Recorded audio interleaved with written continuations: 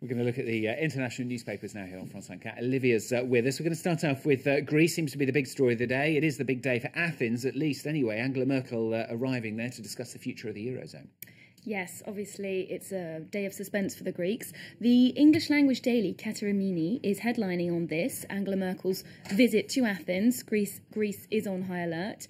They see actually her visit quite positively, or let's say neutrally compared to the rest of the Greek press, an expression of German support for Greece's austerity efforts that they've been making over the last few months and years, although they do admit that the Greek people might not be seeing it in such a positive light because authorities are they're primed for trouble. There could be protests today, and security has been bolstered. 7,000 police officers on the streets in Athens, snipers around the hotel that Merkel will be staying in, and also the area around where Merkel will be visiting, her route, and the public buildings she'll be having meetings in.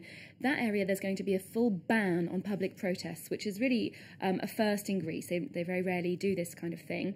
So it's an indication of just how angry people are and how much this economic issue has become a social issue, really, that they're worried about violence.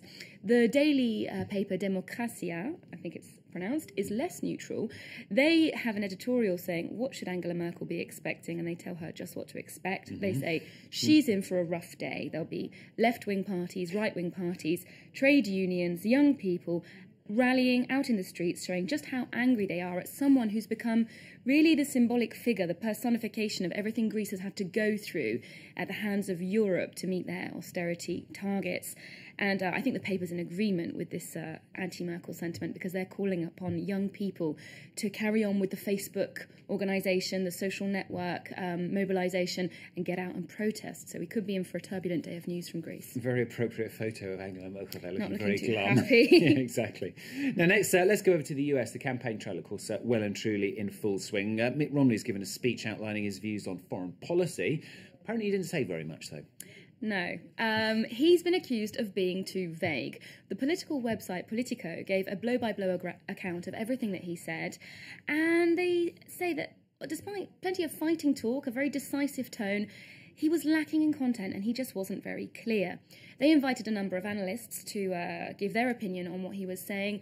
Most people agreed that it was ambitious and ideological, but no real specifics. Interestingly enough, they asked former Secretary of State Madeleine Albright, who worked under Bill Clinton, for her opinion, and she made quite a funny comment. She said it was shallow, and that as a professor, had she been marking him on an essay or I don't know, a speech in debating club, she would have given him a C because he had no concrete arguments. Okay. And, at least it's a pass, I suppose. Well, it is a pass. I'm not sure it is in America.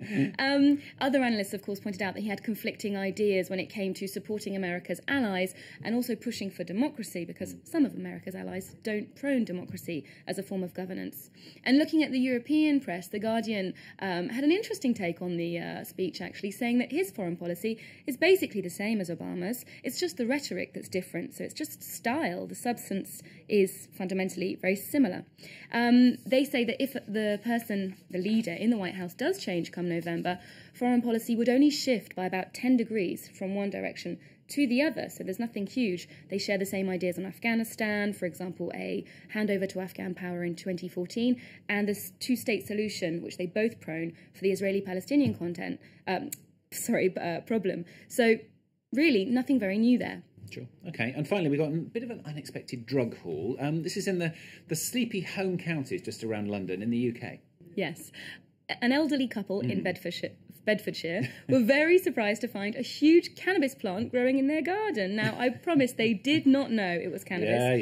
They bought the sapling from a car boot sale, like an outdoor market. Yeah. They wanted some shrubbery for their garden. Suspicions were aroused, and the police had to come and seize it. The police were so impressed that it was actually local police who tweeted this photo, saying it's the biggest plant they've ever seized. But I don't think they'll be pursuing the couple who really didn't know they were creating a small drug farm in their garden. We'll believe them, I suppose. Olivia, thanks very much. Olivia Salter-Winsper with the international papers on France 24. Just say you didn't know. There you go, solves the problem.